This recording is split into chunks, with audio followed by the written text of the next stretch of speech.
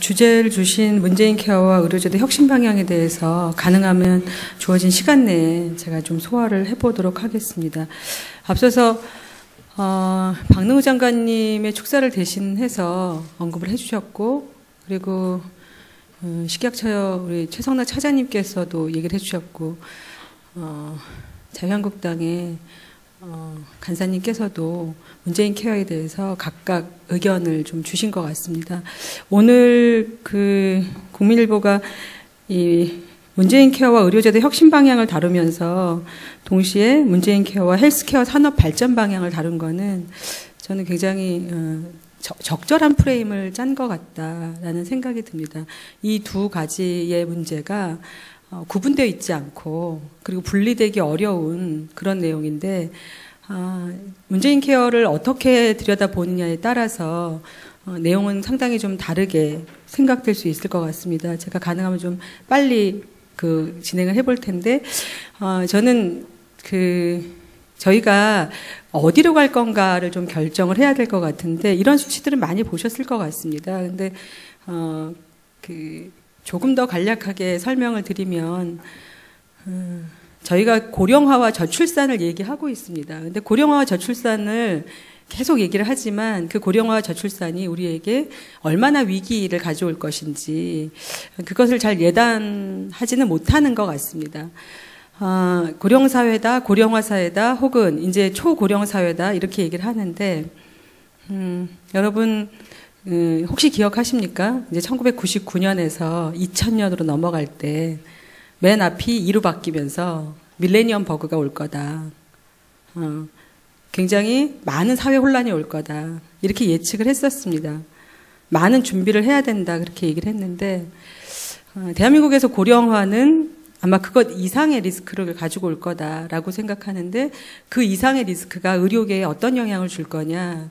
저희는 굉장히 시급하고 중대한 그런 문제들이 발생할 거다라고 생각하는데, 노인 의료비가 급증하고 있고, 또 저거는 노인 인구 비중이 늘어나면 불가피한 얘기입니다.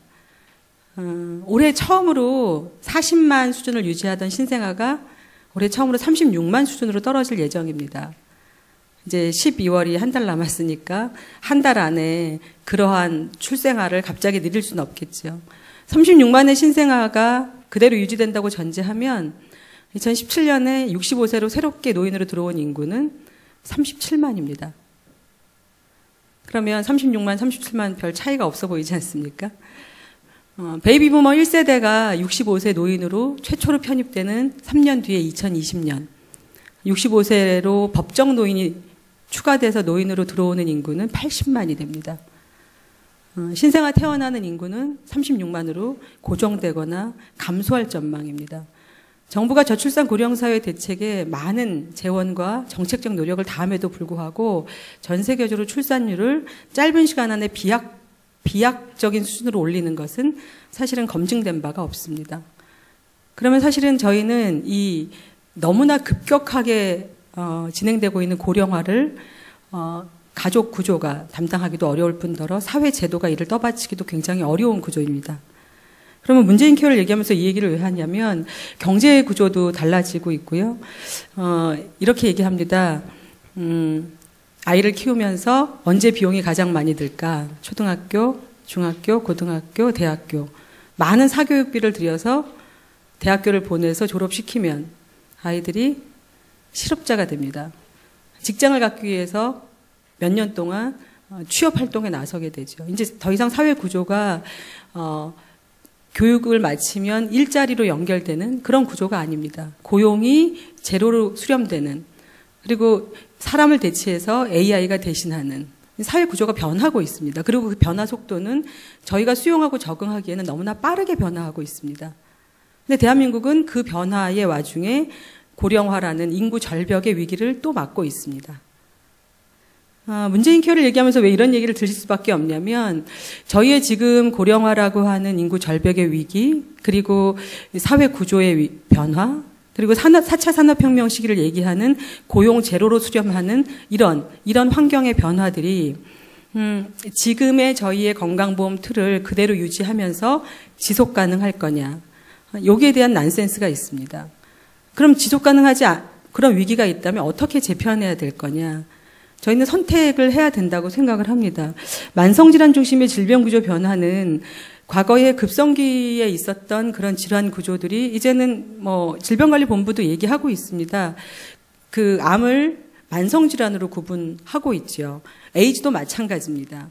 평생 같이 가는 병이다. 이렇게 보고 있습니다. 대다수의 질환들이 그 질병은 출발로부터 자기 생애 수명을 다하는 시기까지 함께 가는 질환으로 구분되고 변화되고 있습니다.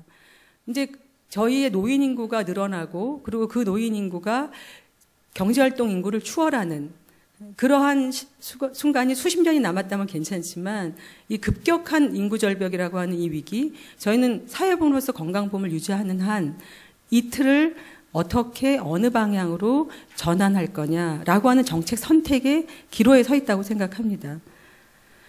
의료기술의 발달, 이것은 기회이기도 하고 위기이기도 합니다. 2부에서 진행되는 문재인 케어와 어떤 이 헬스케어 산업, 조금 전에 김상훈 간사님도 말씀하셨지만 도무지 외국은 저렇게 저돌적으로 원격 의료도 하고 그것을 제품화해서 성공하고 이런 일이 있는데 우리 이렇게 원론적으로 막고 하는 게 다냐. 안타까운 지적인 것 같습니다. 그것이 원격 의료인지 아니면 헬스케어와 연관되어 있는 보건의료 제도인지 그것이 무엇이 되던 간에 대한민국에서 2부에서 다루려고 하는 이 빅데이터, 그다음에 헬스케어 산업, 이 기반이 마련되고 운영되려면 제도적인 베이스가 좀 있어야 됩니다. 건강보험공단 그리고 오늘 참여하시게 되는 심사평가원 전 국민의 건강보험 데이터를 다 축적하고 있습니다. 근데 그 건강보험 데이터를 실제로 활용할 수 있느냐? 활용할 수 없죠.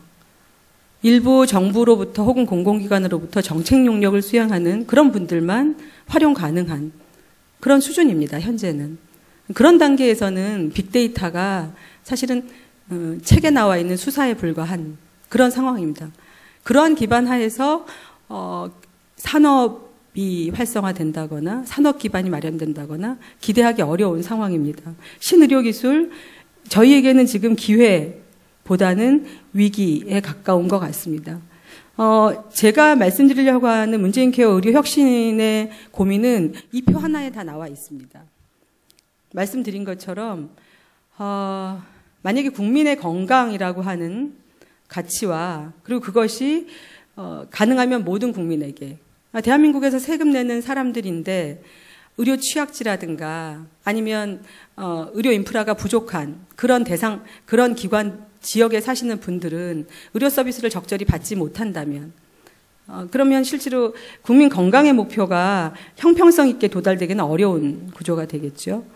지금의 인구 절벽이라고 하는 이 인구 구조가 저희가 특단의 어떤 의료제도의 혁신으로 이루지 못한다면 지속 가능하지 않을 테고 지속 가능성만 저희가 추구하는 가치라면 별 문제가 없겠지만 저희는 질적으로 우수한 의료를 가능하면 모든 국민들에게 이렇게 서로 상반되는 이러한 가치들이 질적으로 우수한 의료를 접근성이 높게 그러면서 지속 가능하도록 하려고 하는 목표를 다 같이 가려고 합니다. 여러분 그 언론에서 쉽게 나오는 수준 높은 것을 싸게 구입하는 거 가능합니까? 그건 사실 가능하지 않은 얘기죠. 수준 높은 것을 누구나 접근 가능하도록 하는 거 그건 가능하지 않은 얘기죠. 근데 그것을 계속 지속 가능하게 하겠다. 이런 목표치를 다 도달하려면 어떻게 해야 됩니까? 어느 것 하나는 우선순위를 덜어야 되는 거죠. 그것이 어떤 것인지는 사회적 합의가 필요한 것입니다. 문재인 케어의 혁신 방향은 그러한 여러 선택 가능한 정책의 저희가 현실에 대한 진단은 다 같을 수 있습니다. 어느 누구도 한국 사회가 고령화되지 않고 있다라고 말하는 사람은 없을 겁니다. 인구적인 절벽 문제가 심각하다라고 말하지 않는 사람은 없을 것입니다. 빅데이터가 이렇게 많은데 그 빅데이터를 산업의 아웃풋으로 연결시키지 못하는 것에 대한 제한점을 진단하지 않는 사람은 없을 것입니다. 그런데 그것을 어떻게 해결할 거냐, 그 기반을 통해서 어떤 변화를 이룰 거냐라고 하는 건 정책의 선택입니다. 저희는 그 선택을 무엇으로 출발할 거냐라고 했을 때, 이 삼각형의 구조를 어떤 것에서부터 핵심을 풀어나갈 거냐라고 했을 때 저희는 두 가지를 선택에 우선순위를 둔 것입니다. 하나는 건강의 형평성이라고 하는 측면과 하나는 지속 가능성입니다. 왜냐하면 사회보험으로서 건강보험이 있는 나라에서 사회보험이 지속 가능하지 않다라고 하는 건 국가가 자기 책무를 다하지 않는 것이기 때문입니다. 그러면 사회보험으로서 건강보험이 있는 나라에서 지속 가능성을 유지하면서 저희가 가려고 하는 문재인 케어의 방향, 건강보험의 문제점 저희는 인식하고 있습니다. 저부담, 저급여, 저수가. 저부담, 저급여, 저수가 누가 만든 것입니까? 저희가 만든 것입니다.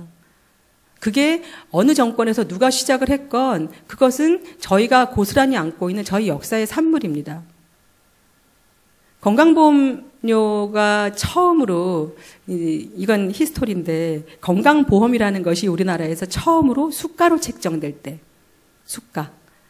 그것을 이제 그때도 형식을 다 갖추었습니다. 지금과 유사한 구조로 의사협회 대표를 불러서 회의를 통해서 시중에 도대체 의료비가 얼마나 되는지 다 리서치를 했습니다. 그때 당시에도. 조사를 다 해보니까 제가 쉽게 예시를 들어보면 다 조사를 해보니까 예로 평균적으로 의료비가 10,000원 정도 한다. 이렇게 조사 결과가 나왔습니다. 그래서 정부가 최초로 건강보험에서 그러면 급여를 시중에 10,000원 하는 진료비, 평균적으로 10,000원 하는 진료비를 건강보험에서 얼마를 최초의 값으로 선택을 했냐?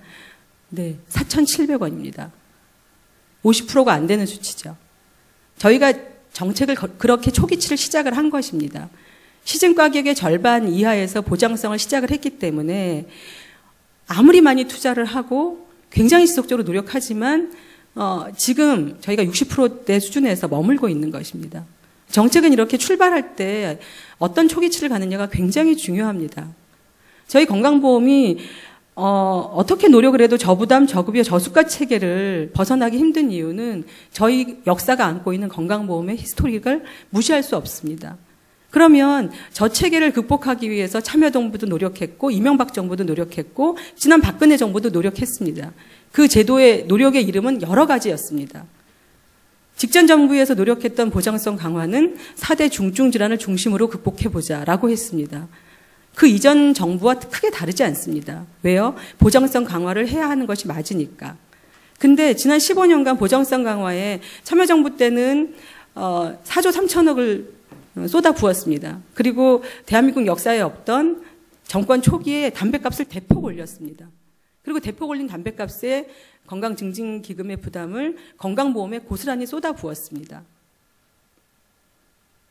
그런데도 15년 동안 그렇게 열심히 했는데 보장성은 크게 올라가지 않았습니다. 저희는 그것을 지난 역사로부터 배웠습니다. 보장성을 올리겠다라고 하는 목표치가 있다고 해서 보장성이 올라가는 게 아니구나.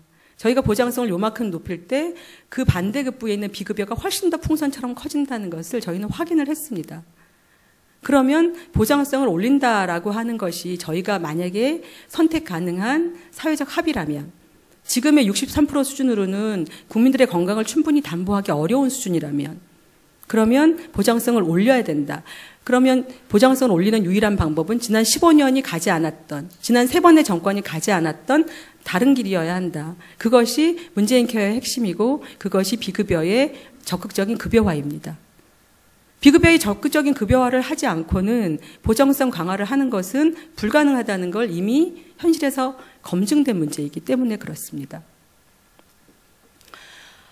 지금의 많은 문제점들은 자료로 대신하겠습니다. 실제로 보험자의 역할, 그다음에 아까 언급하고 오늘 2부에서도 다루고 있는 의료 산업이라든가 헬스케어라든가 신의료 기술이라든가 이런 문제, 그다음에 의약품 문제 빼놓을 수가 없고요.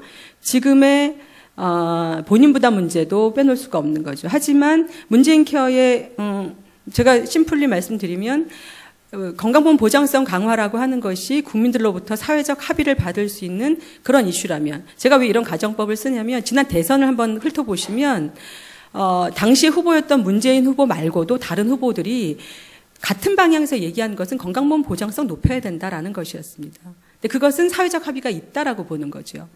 간다라고 하면, 보장성을 높여야 한다라고 하면 길은 좀 외길이다. 근데 이제 문재인 케어가 갖고 있는 특징 중에 하나는 이 부분에 있습니다. 2부에도 아마 마지막에 발제가 있는 것 같은데 이 민간보험 문제. 어떤 정부에서도 건강보험과 민간보험의 문제를 제도적으로 같은 선상에서 올려놓고 풀자라고 했던 적은 없습니다. 이 두 가지가 특징이라고 제가 말씀드릴 수 있습니다. 저희가 어떤 가치하에 어떤 목표를 두고 어디로 갈 거냐라고 하는 진단하에 저희는 정책을 선택했고 그 정책의 선택의 결과가 비급여의 전면적 급여화로 풀어내자라고 하는 것입니다. 근데 비급여의 전면적 급여화는 앞에서 축사나 인사말에서도 담은 것처럼 걱정이 많습니다. 왜 걱정이 많으냐 하면 가보지 않은 길이기 때문에 그렇습니다. 저희가 이제까지 한 번도 가보지 않은 길이기 때문에 우려가 많습니다. 한국 사회에 KDI를 비롯해서 많은 곳에서 예측치라고 하는 수치를 제시합니다. 거시경제, 미시 마찬가지죠. 근데 가보지 않은 길에 대해서 숫자로 예측하면 그 숫자는 꼭 맞지는 않습니다. 꼭 맞지 않는 이유가 그것이 어떤 것이든 간에 저희가 예측하는 것과 현실은 갭이 생길 수밖에 없죠. 근데 우리 사회가 이런 문제를 안고 있고 그 문제를 풀기 위해서 어느 길로 갈 거냐라고 저희는 방향을 제시하고 있는 거고 그 방향으로 함께 가기 위해서 또 그 방향으로 가는데 리스크를 줄이기 위해서 최선의 노력을 다하는 그런 과정에 있는 것이고 그리고 그 과정의 특징 중에 하나가 이제는 건강보험과 민간보험이 이렇게 각자 자기의 정글에서 부딪히고 혼란스럽게 있을 것이 아니라 건강보험이 담당해야 될 역할과 민간보험이 담당해야 될 역할을 질서 있게 좀 질서를 만들어서 가자라고 하는 것을 문재인 케어가 담고 있습니다. 그런 두 가지 특징이 있다고 제가 말씀드리면서 이제 본격적인 내용으로 제가 이 건강보험 보장성 강화에 대해서 여러분께 말씀을 드리려고 합니다. 지금 그 보건의료 주요 쟁점과 과제를 제가 다 설명드릴 건 아니고 저희가 그 문재인 케어가 가려고 하는 방향은 건강보험 보장성 강화만 있는 건 아니라는 말씀으로 제가 이게 제목을 드리는 겁니다. 이런 보장성 강화가 실제로 이르기 위해서는 환자 중심의 의료 체계라든가 그다음에 취약지라든가 이런 데를 받쳐주고 있는 의료의 공공성 문제 그리고 이 만성질환으로 바뀌고 있는 이런 재반 여건들이 바뀌고 있는 그 상황에서 예방적인 건강관리에 투자하지 않으면 이 급성기의 치료적인 비용에 더 투자하는 방식으로는 저희는 돌파할 수 없다 이렇게 보고 있습니다. 오늘 다루려고 하는 제약과 바이오와 의료기기 산업 육성에도 저희는 정책에 큰 주안점을 갖고 있습니다. 메르스 사태를 겪으면서 국민 전체가 불안해하고 위기의식을 느꼈던 그런 국민 안전을 지키는 감염병 관리체계 구축도 저희의 보건의료 주요한 정책의 하나의 큰 틀로 가지고 있습니다. 오늘 다루려고 하는 건 저러한 보건의료 정책의 다양한 정책 수단 중에서 건강보험 보장성에 대한 내용을 핵심으로 놓고 그리고 의료혁신 방향에 대한 방향을 제시하려고 하는 그런 내용이라고 제가 설명을 드리겠습니다. 보장성 강화의 내용을 어떤 방식으로 설명해도 좋은데 이 보장성 강화의 그 공약 내용이 현실화돼서 국정위에서 어떻게 논의가 됐고 또 그것이 우리 보장성에 어떤 흐름으로 갈 거냐라고 하는 것을 제가 간단하게 이 문제에서 설명을 드리겠습니다. 저희가 가려고 하는 이 방향이 의료비 부담을 경감하겠다. 그리고 이제 최근에 또 나왔죠. 선택진료비, 상급병 진료 이런 거 폐지하겠다. 근데 사실은 선택진료비 폐지, 그다음에 상급병실 폐지 이거는 저희가 새롭게 만든 제도가 아닙니다. 아시는 것처럼 이전 정부에서도 꾸준히 추진해왔던 정책이고 그 정책의 완성 단계에 지금 있는 것입니다. 단계적으로 추진해왔던 거죠. 그러니까 건강보험 보장성 강화 정책은 그 대한민국 정부 출발 이후에 단 한 번도 보장성 강화하지 말아야 돼, 보장성 축소해야 돼 이런 논의가 이루어졌던 적이 없습니다. 다만 그 보장성을 강화하는데 어떤 방법을 갈 거냐, 어떤 선택을 할 거냐, 어느 방향에서 할 거냐, 정책의 선택 방향과 내용이 조금씩 컨텐츠가 달랐던 것뿐입니다. 저희는 비급여의 전면적인 급여화를 얘기를 하는데 여기 보시면 비급여의 해소, 치료에 필요한 비급여에 대한 건강보험을 적용한다. 논란이 많이 있습니다. 도대체 어디까지가 치료에 필요한 거냐? 어디까지가 치료에 필요하지 않은 거냐? 쉽게 설명하는 거는 미용, 성형 이런 거는 반드시 치료에 꼭 필요하다고 보지 않는다라고 쉽게 설명할 수 있을지 모르지만 사실 미용과 성형 중에서도 치료에 반드시 필요한 부분이 분명히 있습니다. 화상을 입은 환자들, 그럼 미용, 성형이 치료에 필요하죠. 그러니까 의학적으로 필요한 치료에 필요한 영역이라는 건 단순히 해서 미용 성형은 제외 이렇게 볼 수는 없습니다. 쉽게 설명하기 위해서 그렇게 나래비를 세울 뿐이죠. 여러분 우리나라에 화상 전문 병원이 많이 있습니까? 네. 화상 전문 병원이라고 네이밍된 병원들이 많이 있습니다. 그렇지만 그 화상 전문 병원에 가면 여전히 다인실입니다. 화상 전문 병원이 될 수 없습니다. 아시다시피 화상을 입게 되면 그 환자 자체가 다른 환자가 섞이는 순간 화상 환자가 위험해지지 않습니까? 감염의 위험에 노출되잖아요. 그러면 화상 환자들은 1인실 비용을 지불할 수 없어도 1인실에서 치료받을 수 있어야 그게 의학적인 치료입니다. 저희의 지금 급여 구조는 그렇게 되어 있지 않습니다. 경제적으로 부담할 능력이 있는 사람은 적절한 치료를 받을 수 있는 선택권이 있고 경제적으로 부담할 능력이 없는 사람은 적절하게 치료를 선택할 수 있는 방법이 없습니다. 그것을 저희는 돌파해야 된다고 보는 것이고 그 돌파의 첫 출발점을 비급여의 전면급여화로 보는 것입니다. 이 과정에서 의료계가 다양한 목소리를 내고 있습니다. 저는 의료계를 하나로 묶어서 뭐 찬성한다, 반대한다 이렇게 말하고 싶지는 않습니다. 왜냐하면 각각의 학회별로, 각각의 분과별로, 각각의 진료과별로 문재인 케어에 대해서 평가가 조금씩 높낮이가 다르기 때문에 그렇습니다. 그러나 의료계의 목소리는 우려가 조금 더 많은 것처럼 언론에 보이지만 그것이 꼭 사실인지에 대해서는 좀 그건 진중하게 볼 일이라고 생각합니다. 저희가 가려고 하는 이 비급여의 전면급여와 이 문제에 대해서 혹은 소비자 입장에서 보면 지금의 이 의료비 때문에 가정경제가 파탄하는 이런 문제를 많이 제기하는데 본인 부담 상한 제도라든가 재난적 의료비라든가 뭐 이런 것들에 대해서 종합적인 안을 마련하고 갈 계획입니다. 흔하게 시민단체나 환자단체나 혹은 의료 소비자들도 이런 얘기합니다. 의료비 때문에 가정경제가 파탄났다. 맞습니까? 쉽지 않습니다. 의료비 때문에 가정경제가 파탄나기는 정말 쉽지 않습니다. 왜냐하면 고액 진료비는 이미 현재도 상당 부분이 본인 부담 상한제에 들어가 있고 그러면 왜 의료비 때문에 가정경제가 파탄나고 재난적 의료비라고 얘기할까요? 저희는 OECD 국가가 다 가지고 있는 건강보험에서 상병수당 제도가 없기 때문에 그렇습니다. 병을 앓고 치료받고 있는 동안 자기의 그 생활비를 상병수당으로 받는 그런 제도가 처음부터 건강보험 만들 때부터 설계되지 않았기 때문에 진료비 때문에 가정경제가 파탄난 게 아니라 가장이 오랫동안 치료받으면서 경제활동을 못하면서 가정경제가 파탄나고 집을 팔아서 전세로 가고 전세를 팔아서 월세로 가는 것입니다. 저희가 문재인 케어 하나의 제도로 건강보험이 안고 있는 우리나라 보건의료가 안고 있는 모든 문제를 다 해결할 수는 없습니다. 하지만 그 출발점이 보장성 강화에 있다면 그러면 저희는 외길이라고 생각합니다. 이 외길을 해결하기 위한 방법은 그렇게 많은 수가 있지 않습니다. 의료계가 자발적이고 적극적으로 참여하지 않으면 아마 가기 어려운 길일 것 같습니다. 의료계가 자발적이고 적극적으로 참여하고 이 프로페셔널리즘을 발휘한다면 굉장히 건강하고 생산적인 급여의 확대, 보장성의 강화로 연결될 거라고 믿습니다. 앞서서 말씀드린 감염병이나 공공성 강화는 제가 자료로 대신 하겠습니다. 제약과 바이오와 의료기기 산업 육성에 대해서도 자료로 대신 하겠습니다. 아마 2부에서 다루어질 다양한 내용들이 4차 산업혁명의 핵심인 이런 정밀, 재생, 의료, 그다음에 보건의료 빅데이터 뭐 이런 것들이 논의가 될 것 같습니다. 근데 이런 것들이 단독으로 저희가 지금 건강보험 단독으로 움직이는 것이 아니라 여러분 아시죠? 아무리 뭐 유효성, 안전성 다 평가에 통과를 해도 막상 급여 등재 목록 안에 올라가지 못하면 실제로는 처방을 못 받습니다. 그럼 시장에서 서바이벌하기 어렵죠. 우리나라 건강보험이라고 하는 제도는 보건의료 산업에 굉장히 큰 영향을 주게 됩니다. 여전히 비급여로 가 있는 한 실제로는 시장을 확대하기도 그다음에 외국에 진출하기도 굉장히 어렵습니다. 그래서 건강보험 제도가 어떻게 중심을 가지고 체계적으로 질서 있게 발전하느냐가 우리나라 보건의료 산업에 막대한 영향을 주게 됩니다. 그래서 건강보험 보장성 강화가 단순히 의료계와 정부 혹은 의료계와 환자 이 양자 간의 문제가 아니라 우리나라 보건의료 산업 전반에 끼치는 영향이 막대하다는 것입니다. 그래서 문재인 케어가 어느 방향으로 갈지 그 방향의 속도가 어떻게 될지에 따라서 우리나라 보건의료 산업의 속도와 방향과 그다음에 역동성이 굉장히 달라질 것입니다.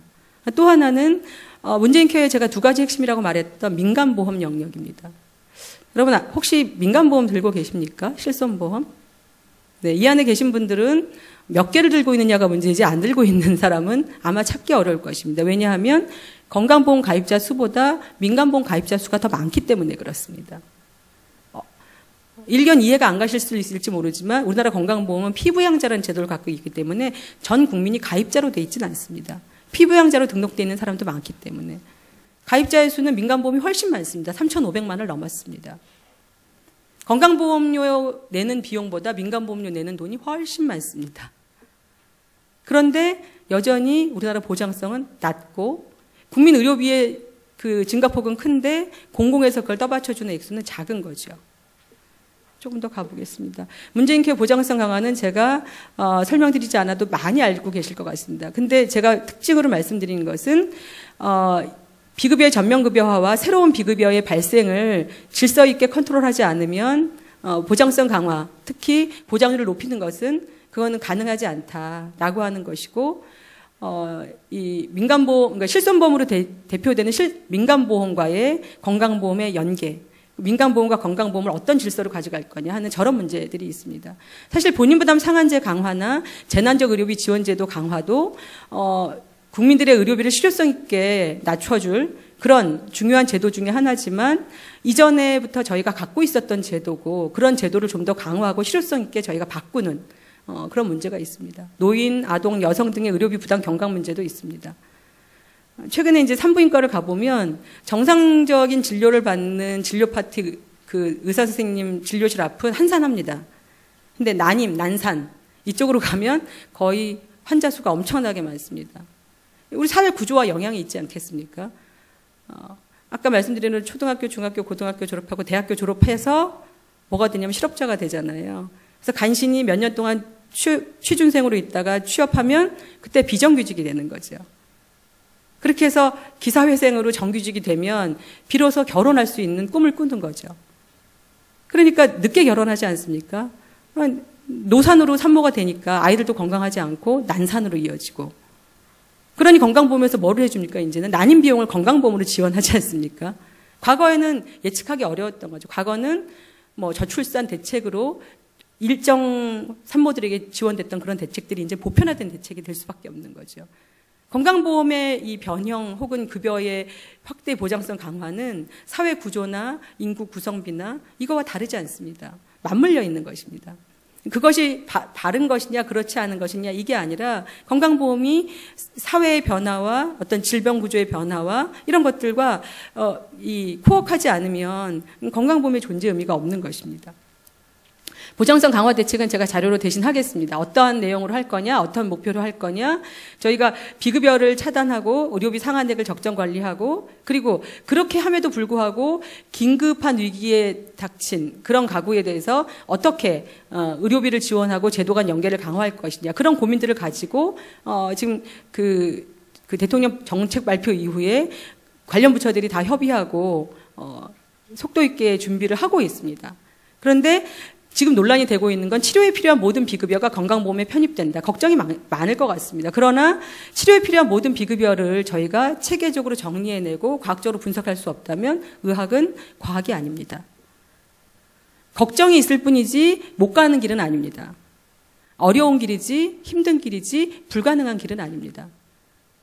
저희의 인구 구조가 지속 가능한 보건의료 체계와 건강보험 체계를 유지하려면 저희가 가야 하는 길이고 한가하게 한참 뒤에 갈 수 있는 길이 아니라 시급하게 재편하지 않으면 저희 건강보험이 사실은 위기를 갖고 있는 그런 구조입니다. 뭐 상대 비교의 실질적인 해소는 이전 정책부터 연결됐던 그런 정책이니까 제가 특별히 설명하지 않겠습니다. 논란이 많이 있는 간호간병도 마찬가지입니다. 민간보험에서 현재 공격적으로 팔고 있는 간병보험 이제 급여화하겠다고 하니까 민간보험과 건강보험의 질서 있는 관계를 유지하지 않으면 저희의 건강보험으로 늘어났던 이 금액들은 건강보험의 많은 수가들은 민간보험 회사의 이윤으로 들어가는 그런 구조로 갈 수밖에 없습니다. 그래서 보장성 강화를 할 때 반드시 건강보험과 민간보험의 질서 있는 그 역할 분담 이것이 제도화되는 것이 굉장히 중요합니다. 심포괄수가나 비급여의 관리 방향 안에서 요 부분. 그래서 저희는 건강보험 보장성 강화 정책과 마찬가지로 건강보험인 공적보험과 민간보험, 실손보험이나 정액보험 이런 민간보험의 의료보험을 어떤 질서를 가지고 역할분담을 하게 할 거냐라고 하는 제도를 만들려고 합니다. 지금 건강보험은 뭐 국회 아까 김상우 간사님 오셨지만 보건복지위원회, 보건복지부가 관할하는 역할이고요. 민간보험은 정무위원회, 금융감독원이 관리하고 금융위원회가 관리하는 영역입니다. 이 전혀 상이한 이 두 개의 제도를 어떻게 코워해서 어떤 역할을 담당하게 할 거냐. 실손보험 갖고 계시다면 지금 MRI 같은 거 비급여로 그러니까 급여가 안 되니까 MRI 찍어야 된다 그러면 상당히 부담이 있는데 실손보험에서 비급여를 보상해 주거든요. MRI 비용을 보상합니다. 근데 상당한 실손보험의 약관은 어떻게 되어 있냐면 MRI를 실손보험에서 보상받으려면 입원 환자의 MRI만 보상해 주거든요. 그러니까 굳이 입원하지 않아도 되는데 MRI 비용을 실손해서 받기 위해서 입원을 하게 됩니다. 그러면 건강보험에서 굳이 지출하지 않아도 되는 입원비가 지출되는 이런 문제가 있습니다. 그래서 실손보험을 많이 갖고 있는 사람들이 입원비도 많이 쓰고 외래도 많이 쓰고 검사비도 많이 쓰고 그 많이 쓰는 것이 적절한 의료라면 괜찮지만 불필요한 의료에 과잉을 부추긴다면 그거는 통제해야 되겠죠. 왜냐? 검사를 많이 한다고 더 건강해지진 않거든요. 입원을 더 많이 한다고 국민들이 더 건강해지는 않습니다. 미국에서는 한 해에 불필요한 과잉 검사로 인해서 그 이유 때문에 암이 걸리는 사람들이 수백 명 발생합니다. 많이 쓴다고 좋은 거라면은 의료는 뭐 시장이 커지면 커질수록 국민들이 건강해지겠죠. 그렇다면은 미국처럼 의료비를 많이 쓰는데 건강의 척도에 그 대비되는 뭐 영아 사망률이라든가 기대 수명이라든가 이런 것들이 그렇게 열악하진 않을 것입니다. 꼭 같지는 않습니다. 임플란트의 부담률을 완화하겠다 이런 정책도 있습니다. 개인적으로는 저는 뭐 꼭 동의하지는 않는 정책입니다. 왜냐하면은 전 세계에서 임플란트를 급여해 주는 나라가 있습니까? 물론 연령 제한이 있지만 제가 알기로는 없습니다. 근데 대한민국은 해주고 있잖아요. 노인들에 대해서. 만약에 저 비용을 이렇게 예방에, 그러니까 매년 하는 그런 무슨 이 치석 제거 이런 것들에게 모두 다 이렇게 급여가 된다면 예방에 훨씬 더 튼실한 투자가 될 수 있겠죠. 하지만 저것이 언제 어떻게 시작됐건 어쨌든 저 제도가 있고 저 제도가 있는데 노인들이 자기 부담률이 높아서 이용하지 못하면 그건 문제가 있으니까 노인의 본인 부담률을 완화해주는 정책도 포함되어 있습니다. 재난적 의료비 지원 제도라든가 복지도 연계 강화도 있습니다. 저는 짧은 시간 안에 문재인 케어의 하나의 컨텐츠들을 다 설명하려고 이 자리에 쓴 게 아닙니다. 아마 그 내용은 지난 8월 발표 이후에 언론을 통해서건 개인적인 관심에서건 상당히 아실 수 있을 것 같습니다. 근데 이제 지금에 와서 문재인 케어는 두 개의 위기 국면에 도달해 있습니다. 하나는 의료계가 적극적으로 찬성해서 주도적인 역할로 참여하느냐 아니면 의료계가 지속적으로 견제하면서 이 문재인 케어에 특히 비급여의 전면급여화의 속도나 방향을 뭐 컨트롤하는데 영향을 줄 거냐 이런 문제 하나가 있습니다. 그 문제는 선택입니다. 정책의 선택. 문재인 케어가 가려고 하는 비급여의 전면급여화나 보장성 강화는 제 기억에는 어떤 대통령도 정권 초에 수가를 적정하게 보상하겠다 이런 멘트를 대통령이 직접 한 것을 들은 기억이 제가 없습니다. 근데 문재인 케어를 발표하면서 직접 그렇게 말씀하셨죠. 적정한 수가를 보장하도록 하겠다. 의료계 입장에서 보면 이것은 기회입니다. 이 기회를 통해서 적정한 수가가 어떤 것인지 그리고 어떻게 하는 것이 가장 합리적인 길인지 함께 머리를 맞대고 찾는 것이 저는 상생하고 생산적인 그런 방향 중에 하나라고 생각합니다. 시간이 제한되어 있으니까 그 특징 중에 하나인 공사보험과의 연계는 이후에 발표 자료에 있으니까 제가 간단하게만 말씀드리겠습니다. 연계법을 연내 제정 추진한다라고 하는 목표치를 국정기획위원회가 가지고 왔고 뭐 이 프레임은 여러분 잘 아실 겁니다. 박근혜 정부 기간 동안에 4대 중증질환의 보장성을 획기적으로 높이니까 4대 중증질환을 원래 보장하기로 해줬던 민간보험들 그 민간보험들은 본래 그 보험 상품을 팔 때 그 영역을 본인들이 보장한다라고 하고 보험료를 받았거든요. 근데 짧은 시간 안에 보장성이 올라가니까 그 비용, 회사가 냈어야 하는 그 비용을 건강보험이 대신 내줬거든요. 그 돈이 5년간 1조 5천이 됩니다. 추정치죠. 막상 리서치를 해보면 그보다 금액이 커질지 작아질지는 모릅니다. 그러면 1조 5천의 돈이 민간보험회사로 그대로 이윤으로 가는 이런 구조. 이런 구조를 그대로 유지하면서 보장성 강화를 한다? 그럼 보장성 강화에서 모든 국민이 십시일반낸 건강보험료는 일정 회사의 이익을 높여주는 대로 갈 것입니다. 그것은 시장적이지 않습니다. 자본주의의 원리에 맞지 않습니다. 그렇다면 그 민간보험 가입자들에게 그 민간보험 회사는 본인이 원래 내려고 했던 그 지출만큼이 줄은 만큼 보험료를 인하해 줘야 되는 거죠. 그것을 언급한 것이고 그런 것을 위해서 두 제도를 연계하겠다고 하는 겁니다. 두 제도는 각각의 법이 있지만 이 각각이 서로 질서를 갖기 위해서는 독립적인 법이 필요합니다. 그 재정 입법을 위해서 올해 연말이나 내년 초에 아마 정부, 국회가 노력하는 것 같습니다. 저는 더 긴 설명을 하지 않겠습니다. 이런 건강보험과 민간으로 연계한 법명칭이 뭐가 될지 모르겠습니다. 하지만 진행되고 있고 아마 제도화가 조만간에 될 것 같습니다. 저희가 가려고 하는 길에 대해서 제가 간단하게 말씀을 드리고 있고요. 의료계가 우려하는 것처럼 현재 이거는 뭐 이 연구를 하신 분이 오늘 발제자로도 계시니까 비급여 진료비가 그 의료계가 문제 삼는 내용 혹은 전문가들이 문제 삼는 내용 중에 그래 급여가 얼마고 비급여가 얼마고 도대체 저 금액이 적절한 예측이냐. 저희가 현재 리서치한 그 자료에 근거해서 저희는 말씀드릴 수밖에 없는 거고 환자 개인에게 받아왔던 비급여 비용 이제 그것을 건강보험 급여로 그렇게 인상을 하겠다는 것이고 그러한 선순환의 구조를 통해서 건강보험이 새로운 방향으로 가자. 그 새로운 방향은 의료계가 전문가성을 인정받는 길입니다.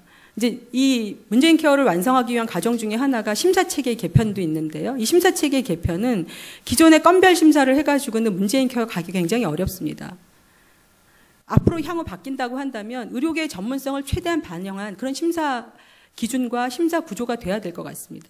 그렇게 되지 않는다면 건건 하나하나 이렇게 케이스 바이 케이스로 한다면은 사실 비급여가 체계적으로 급여화되기에는 굉장히 제한적인 것 같습니다.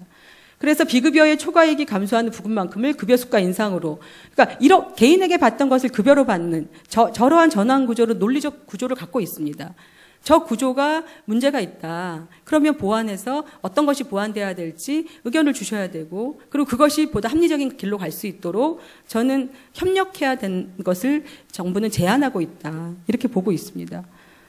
원가 보상률이 낮은 영역에 보상을 해야 될 것이고요. 당연히 적정 진료에 대한 보상이 이루어져야 될 것 같습니다.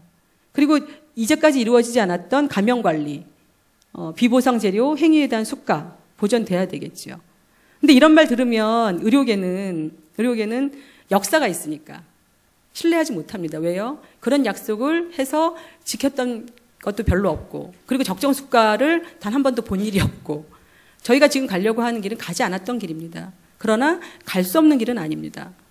그리고 우리의 인구 구조는 고령화, 급속한 인구 절벽은 가야만 하는 길이고 그것도 빨리 가야만 하는 길입니다. 무엇을 위해서? 지속 가능성을 위해서. 저는 사회적 합의, 이것을 저희가 제안하는 것은 보장성을 올리자, 그건 그냥 레토릭이 아닙니다. 60%의 보장률을 가지고는 모든 국민이 건강하기에는 굉장히 턱없이 미흡한 제도이기 때문에 그렇습니다. 그럼 다 같이 건강한 그런 국가로서의 책무를 다하기 위한 보장성 강화, 그 보험료 올리지 않고는 안 되는 것이죠. 단 지금 누적 적립금이 있으니 우선적으로 그걸 쓰는 것이고 그리고 그것이 없다면 당연히 보험료를 올려야 되겠죠. 근데 보장성을 높이지 않고 보험료를 올리자? 그건 어떤 국민도 설득당하지 않을 것입니다. 지금보다 내가 개인적으로 내는 돈이 더 많아지고 똑같은데 내가 왜 보험료를 더 내야 될까? 근데 저희는 두 가지를 얘기하고 있는 것입니다. 보장성을 올리는 것을 전제로 향후에 보험료가 올라갈 수 있을 것입니다. 제한적이지만. 두 번째는 건강보험료도 내가 내는 건강보험료도 올라가고 내가 갖고 있는 여러 개의 실손보험료도 올라가는 방식이 아닙니다. 건강보험료를 많이 낸다면 실손보험료는 낮춰줘야 되겠죠. 그 두 가지를 연계해서 보장성의 그 크기에 걸맞는 적절한 비용을 낼 수 있도록 국민의료비 전체가 달라지지 않는 한 내가 내느냐 건강보험으로 내느냐 두 가지 차원만 있는 것입니다. 이제 건강보험이 사회보험으로 있는 나라에서 건강보험이 부담하는 영역을 좀 더 늘려서 국민 모두가 건강한 그런 체계로 가는데 첫 출발점, 첫 시작이 되는 것입니다. 이 시작은 국민, 보험자로서의 국민, 그리고 의료계, 공급자로서의 의료계, 협력하지 않으면 가지 못하는 길이고 간다고 하더라도 더디게 가는 길입니다. 근데 그렇게 더디게 갔을 때 저희가 닥친 인구 절벽의 위기 극복하기 굉장히 어려울 것 같습니다. 그래서 저희가 가려고 하는 이 길에 어떤 급여라든가 어떤 그 급여의 현재에 갖고 있는 그런 문제점 이런 것들을 바꿔야 되겠지요. 그리고 바꾸게 될 것입니다. 특히 급속한 고령화되는 장기 요양보험과 건강보험 통합을 검토해야 될 시기가 왔습니다. 그 위에 이제 건강보험 관리 체계의 다양한 뭐 당연지정제라든가 아니면은 민간보험 문제라든가 부가체계 문제 저희가 동시에 풀어야 되는 다양한 숙제가 있습니다. 그래서 저희가 가려는 길은 지금의 저수가 제도를 극복해서 적정수가로 갈 것이고 행위별 수가제에서 갖고 있는 폐해 많은 검사 오더를 낼수록 비용 보상이 더 많이 되는 이런 구조가 아니라 가치에 대해서 보상하는 그래서 이제껏 보상하지 않았던 상담에 대해서도 급여를 제공해야 되고 감염관리에 대해서도 급여를 제공해야 되고 그리고 똑같이 비용을 쓰지만 환자가 이미 아프고 고통당한 다음에 치료에 쓰는 그런 비용은 어쩔 수 없이 있어야 되겠지만 그거보다 환자가 고통당하기 이전에 예방에 좀 더 비용을 먼저 지출하는 그런 치료 중심이 아니라 예방 중심으로 가겠다. 그리고 의료로서 모든 걸 해결할 수는 없을 것입니다. 전 지구적 온난화 이것 때문에 질병 지도가 바뀌고 있지 않습니까? 예.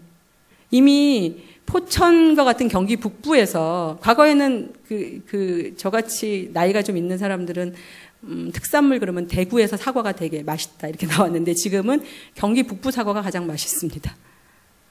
서울에서도 상원에서 대나무가 자랍니다. 모든 것이 다 바뀌는데 의료만 잘해서 의료 문제가 해결되냐 그건 아닙니다. 건강의 결정 요인을 중재하고 그러한 전반의 사회 환경적인 요인이나 어떤 지역사회 요인까지를 다 아우르는 그런 것들이 우리 건강에 훨씬 더 영향을 주고 그런 것들이 문재인 케어를 견인하는 하나의 또 축이기도 합니다. 그래서 기존의 치료 중심의 병원 중심을 좀 더 확대해서 지역사회 중심의 의료 전달 체계가 질서 있게 재편되는 그런 구조이고 문재인 케어가 가려고 하는 길에 큰 방향과 가치, 특징은 제가 말씀드렸고 이것은 어떤 경로를 가던 간에 환자와 의사 사이의 신뢰관계를 해치는 방향으로 가서는 안 될 것입니다. 저희가 어떤 정책을 갈 때 특히 국민의 건강권을 얘기하면서 환자와 의사 사이의 신뢰를 강화하는 방식으로 정책의 목표도 설정돼야 되고 정책의 과정도 관리돼야 되고 정책의 결과도 나타나야 됩니다. 그것은 눈에 보이지 않지만 엄청난 기회비용의 손실을 가져옵니다. 의료의 공급자와 의료의 소비자가 신뢰하지 않으면 우린 보이지 않는 굉장히 많은 지출을 하게 됩니다. 그리고 환자는 고통받게 되죠. 그래서 분절과 경쟁이 아니라 통합과 협력, 이러한 프레임으로 바꾸고자 하는 게 문재인 케어고 그것이 의료 혁신의 방향이라는 말씀으로 제 발제를 대신합니다. 이상입니다. 우리 발표를 허은정 교수님께서 해주셨는데 사실 허은정 교수님하고는 허은정 교수님은 원래 이제 정책 쪽에서 많이 활동을 하시다가 이제 학교에서 지금 활동을 하고 계시고 또 언제 또 정책이나 정치로 가실지 모르는 분인데 제가 그동안은 토론이나 이렇게 해서는 좀 많이 봤는데 발표하는 거는 기회가 이상하게 안 돼가지고 오늘 사실상 별로 보지 못한 발표를 들었습니다. 근데 제가 예상했던 것보다 훨씬 말을 설득력 있게 이렇게 잘 하시고 하셔서 아마 이제 여러분들도 문재인 케어의 그냥 단순한 설명 그동안에 나왔던 그런 것보다는 그 뒤에 좀 그럴 수밖에 없었던 얘기들에 대해서 상당히 이제 깊이 있는 얘기를 들었다고 저는 느꼈는데 여러분들은 아마 그렇게 느꼈을 거로 이렇게 생각이 됩니다. 특히 이제 다른 그냥 대학 교수들의 발표보다는 이제 좀 더 아무래도 민주당 쪽의 정책에 그동안에 오랜 기간 동안 좀 관여를 해왔고 해서 더 이제 약간 중간적인 성격의 발표를 좀 해줬어요. 그러니까 정책 당국자의 입장은 확실히 한 건 아니지만은 어느 정도 좀 그런 측면도 있는 식으로 해서 발표를 해줬기 때문에 그건 이제 배경으로 말씀을 드리고 다만 문제는 지금 이제 오늘 그런 맥락에서 우리 허은정 교수께서 좀 양해를 구했는데 저한테 지금 정말 피치 못할 사정으로 요새 현안이 하나 있죠. 그것 때문에 지금 BH 쪽에 관계되는 회의가 있어야 됐었는데 이게 겹쳐가지고 이게 워낙 중요하니까 해서 좀 밀어놨는데, 그래서 밀어도 안 되는 시간이 있어서 한 3시쯤 나가야 된다고 해요. 그래서 제가 우선 이제 시작을 할 텐데, 여러 토론자들께서 사실 이 토론은 뭐 허현정 교수만이 아니라 정말 할 얘기도 많고 그동안 많은 논의가 있었습니다. 여기 계신 분들이 그 입장에 따라 상황이 좀 다르겠지만 학회나 이런 데서는 거의 뭐 8월 이후 지금까지는 문재인 케어를 빼고는 뭐 어떤 주제 그 메인 그 포럼으로 들어가 있지 않았어요. 주제. 그 정도로 많은 논의가 있었기 때문에 특히 이제 오늘 우선 1차적으로 가시기 전에 또 본인이 그랬으면 좀 빨리 했어야 되는데 한 10분 더 늦게 해서 시간이 많지는 않은데 남은 한 15분 사이에 우선 1차 이 발표를 중심으로 해서 가기 전에 한마디 듣고 싶은 것이 있으시면 그걸 먼저 하시고 그 다음에 우리가 논의를 하는 식으로 제가 이렇게 좌장으로서 진행을 하겠습니다. 그래서 시작하는 입장에서 제가 먼저 말씀을 좀 들은 바에 대해서 말씀을 드린다면은 굉장히 설득력 있는 얘기였지만 제가 뭐 전체적으로 동의하는 것은 아니죠. 우선 정책을 이끌어가야 하는 입장에 좀 더 서서 발표를 하시는 것 같고 그런 의미에서는 우리나라의 지금 현재 수가에 대해서 저수가다라고 하는 것을 기정사실화했습니다. 그리고 대통령이 적정 수가를 얘기했다라고 하는 것이 마치 수가를 지금보다 확 올려줘야 된다라고 하는 것처럼 얘기를 했어요. 그러나 적정이란 말은 높은 것을 낮출 수도 있고 낮춘 것을 높일 수도 있습니다. 그리고 낮은 부분도 있고 높은 부분도 있기 때문에 어느 누구도 모든 분야에서 높다고 얘기할 수는 없겠죠. 물론 그런 얘기를 한 것은 아니죠. 그럼에도 불구하고 전체적으로 우리가 수가가 옛날에 48%, 47% 뭐 이렇게 얘기를 하는 그 수치도 그동안에 논의했던 수치와 다르거니와 마치 그것이 지금껏 유지되는 것처럼 얘기를 하는 것에 대해서 일단은 여러 가지 사회의 균형상 정책을 끌고 가기 위해서 의료계의 동참을 촉구하는 입장에서는 뭐 이해가 되고 저도 그것을 반대하고 싶지는 않지만 우리 사회 전체적으로 볼 때는 공급자만 있는 것이 아니고 돈을 내는 사람도 있고 아까 실손보험과 관련해서 여러 가지가 있기 때문에 그 부분에 대해서는 좀 이의를 제기하고 싶은 생각이 하나 있고요. 민간보험에 관한 언급에 있어서도 민간보험에 지불하는 돈이 건강보험보다 더 많다는 얘기를 하셨는데 그거는 좀 의문이 있습니다. 건강보험에 지금 보험료가 한 50조 원이 거치는데 민간보험이라고 하는 것은 그 실손형도 있고 내가 암이 걸렸다고 해서 3천만 원 받고 이런 걸 다 포함하고 보장성 저축형 다 포함해서 그렇게 하는 것만 겨우 조사가 좀 될 수 있는 건데 그걸 다 해도 50조 원이 넘지는 않는데 그것이 넘다고 얘기를 했어요. 실손형 보험은 10조 원이 안 됩니다.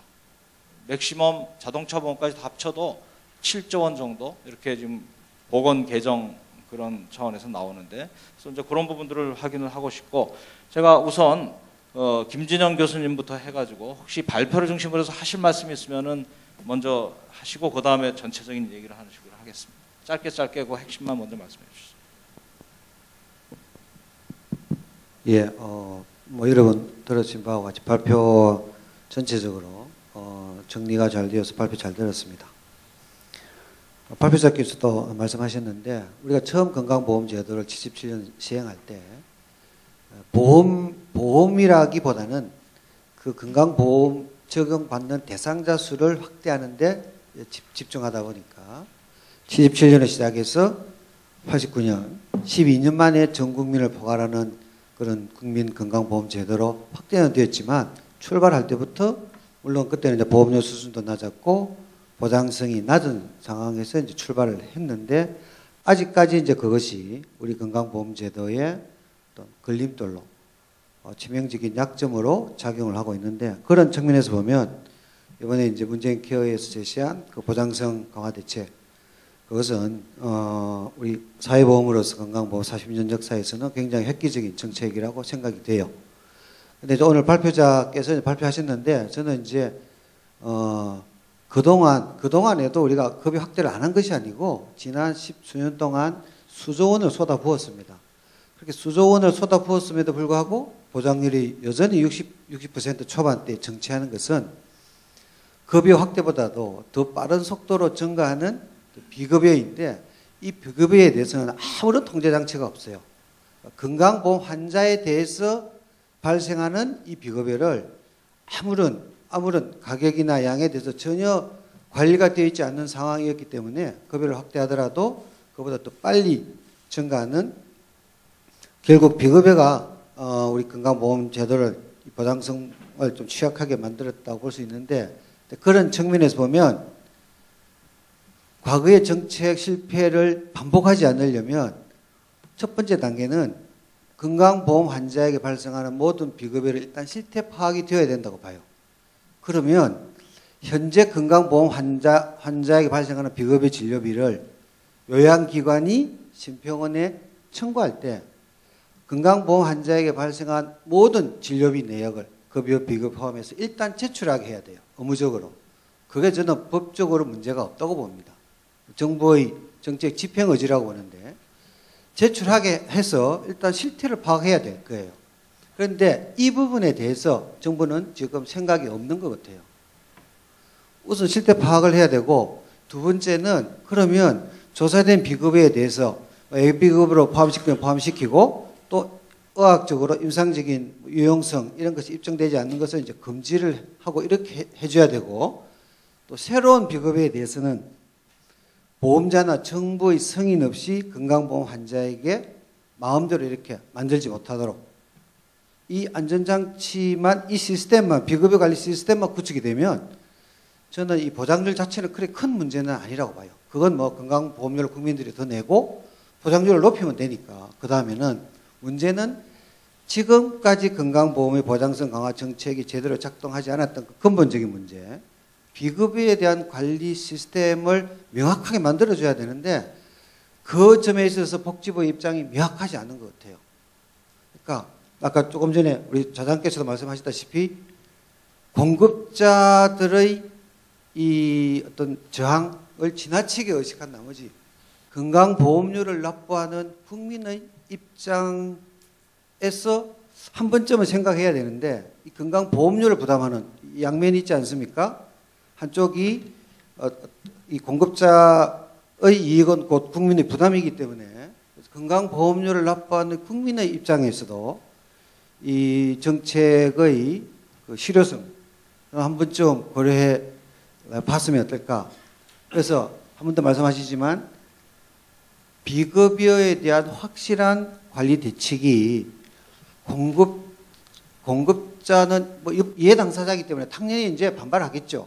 그럼에도 불구하고 이것이 바람직한 정책이라고 집행이 돼야 되고, 세계 어떤 나라도 이해 당사자의 동의를 다 구해서 정책을 집행하는 나라는 없습니다. 그래서 국민을 위해서 이것이 꼭 필요하면 다소의 그러한 뭐 저항이 있더라도 이번 기회에 확실하게 비급여 관리 시스템을 어떻게 확립할 것인지 그것을 좀 명확히 해줘야 이 문재인 케어가 성공할 거라고 봅니다. 네, 우선 감사합니다. 다음 박진식 위원님 부탁드립니다. 네. 개인에 대한 그 백그라운드라든지 뭐 이런 거는 다 책자에 자세하게 나와 있으니까 참고하시면 될 것 같습니다. 네, 말씀해 주세요. 네, 저는 이 자리에 제 양력에는 대한병원협회 보험부위원장이라고 적혀있긴 하지만 제가 말씀드리는 것은 진료 현장에서 여전히 진료를 보고 있는 의사로서 이 문제를 보면서 느끼는 걱정 또는 뭐 그런 거에 대해서 말씀드리고자 합니다. 진료 현장에서 직접 진료를 보면서 가장 안타까운 상황은 경제적인 이유로 분명히 생명을 연장할 수 있는 또는 삶의 질을 높일 수 있는 치료의 기회가 있음에도 불구하고 그걸 포기하는 상황입니다. 그런 면에서 저는 개인적으로는 문재인 케어로 불리는 비급여의 급여화를 통한 보장성 강화 정책은 아주 적극적으로 환영합니다.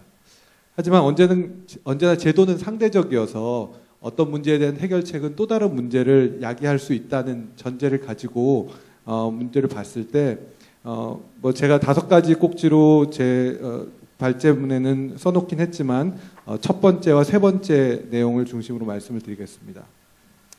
첫 번째는 현재도 급여화 그리고 본인 부담 상한제, 재난적 의료비 지원이라는 여러 가지 측면에서 그 의료비의 부담을 줄여주기 위한 시도들이 되고 있습니다. 그런데 여기서 우리가 전면 급여의 전면 급여화가 되면 그 다음부터는 본인 부담 상한제에 이상되는 모든 진료비는 무료가 됩니다.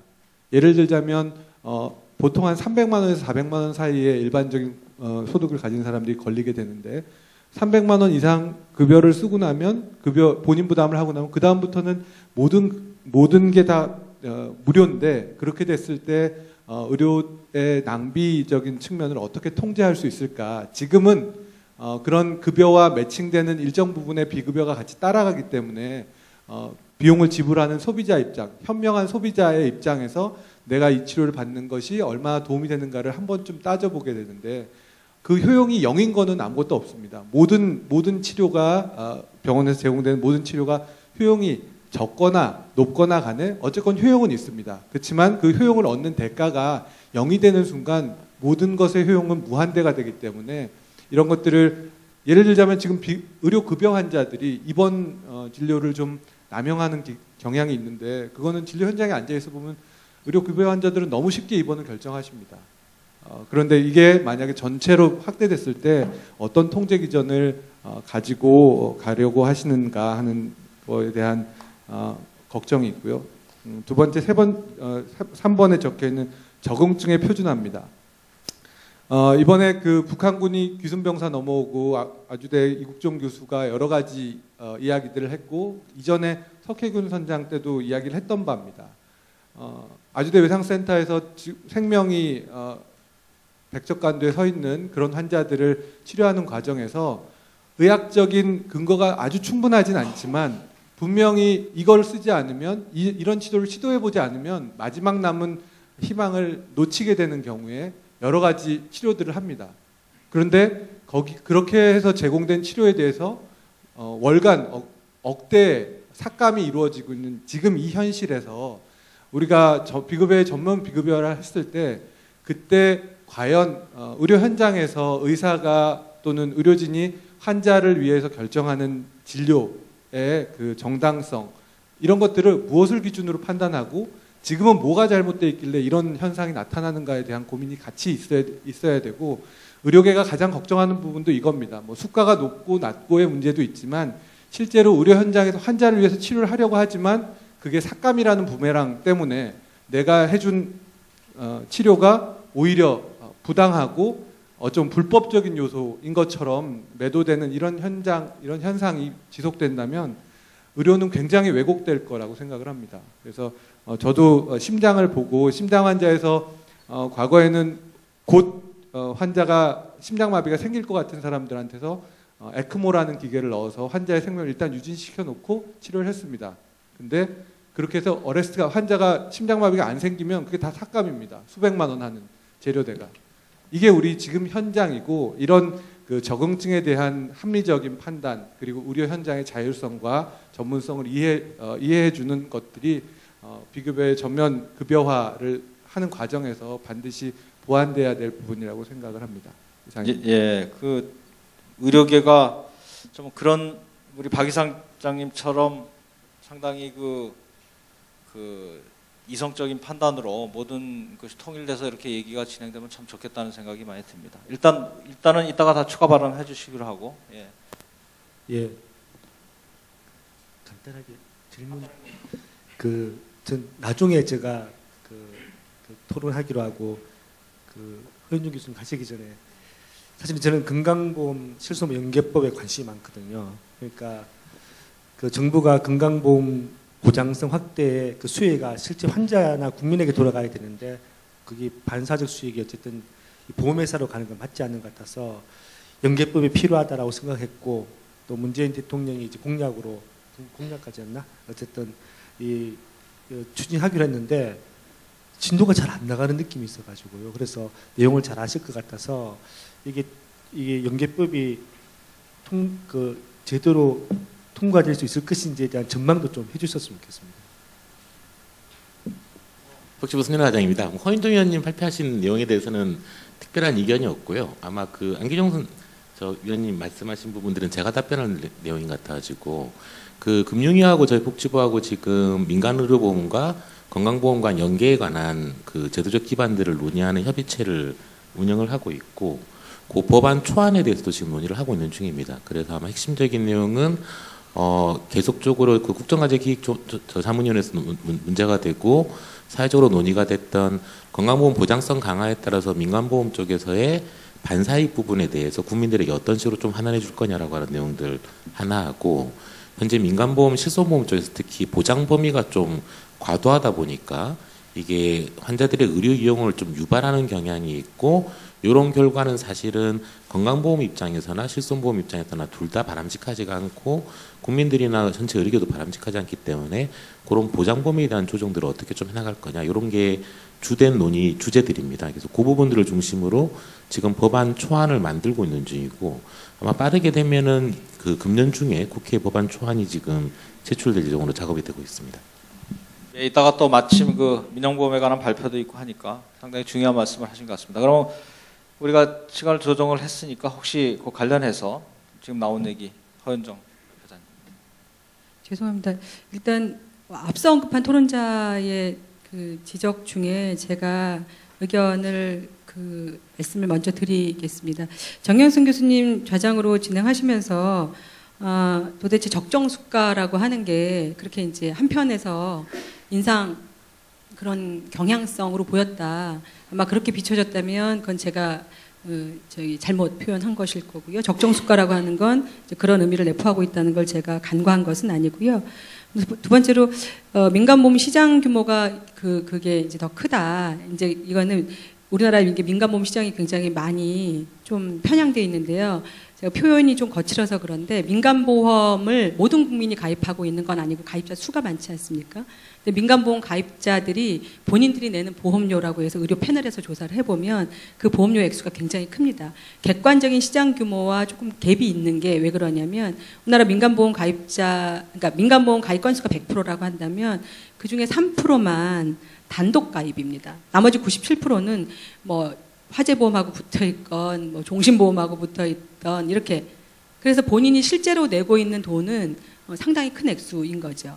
그래서 이렇게 체감하는 것이 건강보험료보다 크다. 이걸 제가 강조해서 말씀드리다 보니까 그렇게 됐습니다. 김진영 교수님 비급여의 실태 파악이 우선이다. 이거 하지 않고는 비급여 통제도 안 될 것이고 실제로 비급여의 전면급여와도 불가할 거다. 근데 비급여 실태 파악을 위해서 모든 의료기관은 비급여를 다 리서치한다. 제출해라.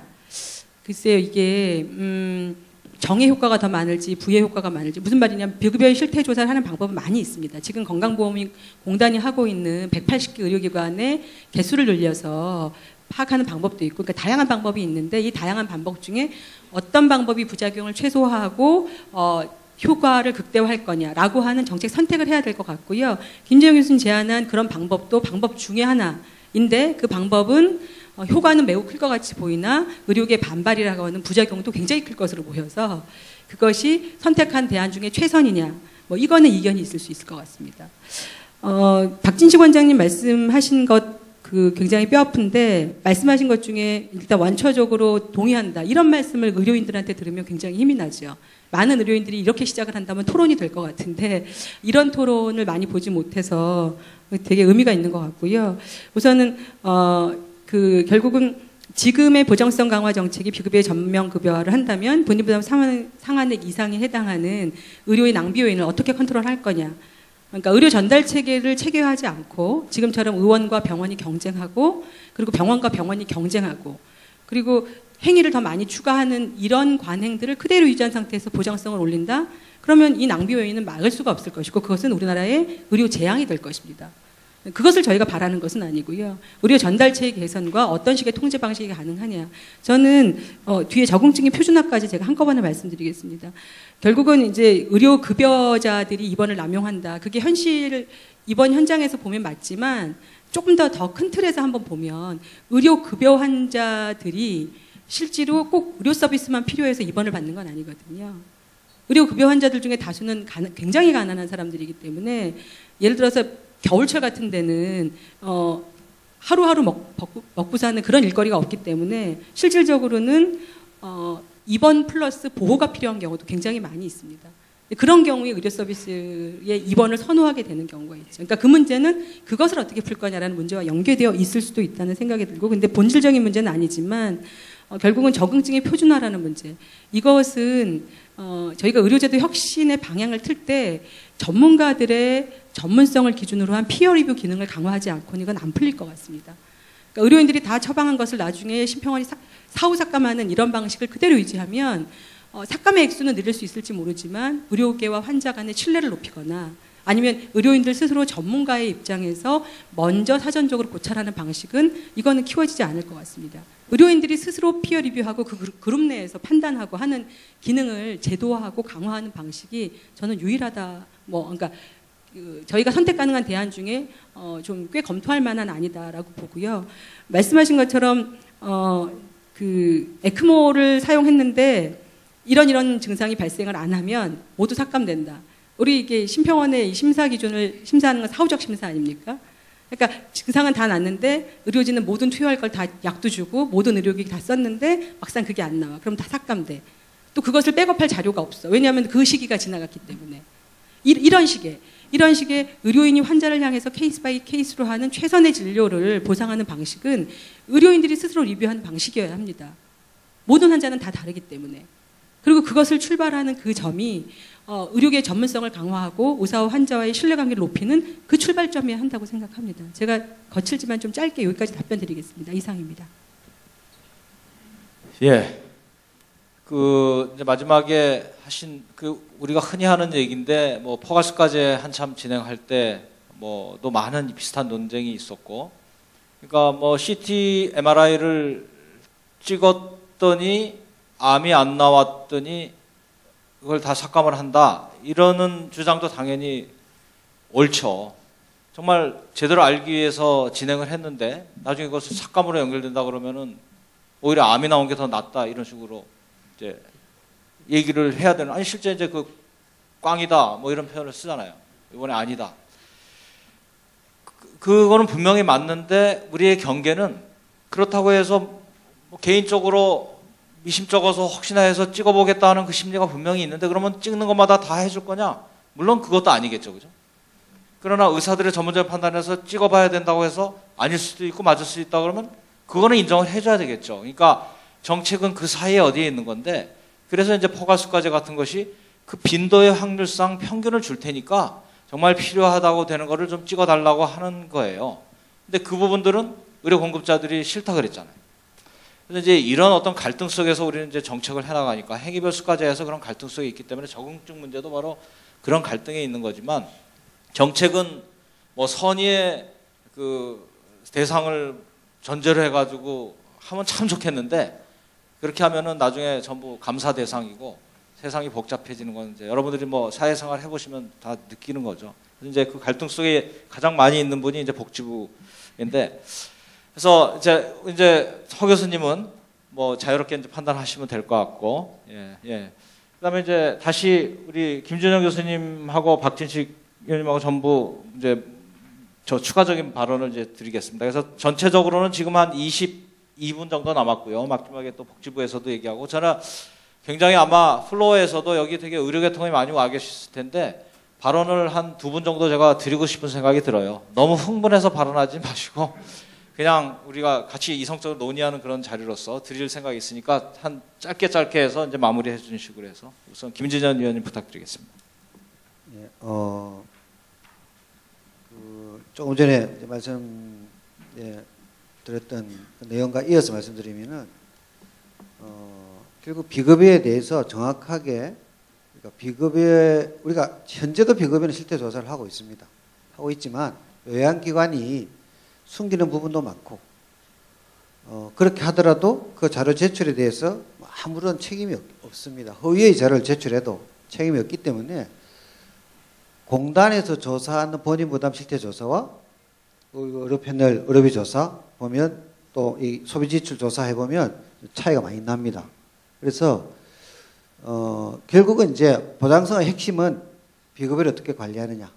근데 비급여 관리를 위해서는 우선 모든 요양기관이 당연히 자료 제출을 해야 되고 자료 제출을 해야만이 건강보험 환자에 대해서 이 급여에 대해서도 이게 적정한지 사실 평가가 가능하고 예비급여를 하든 급여를 하든 아니면 비급여를 존치시키더라도 우리가 이 의료보장제도가 이미 우리보다 먼저 도입돼서 사회안전망이 확립되어 있는 나라의 사례를 보면 비급여에 대해서도 이런저런 이유로 비급여가 아직도 있는 나라들도 많이 있거든요.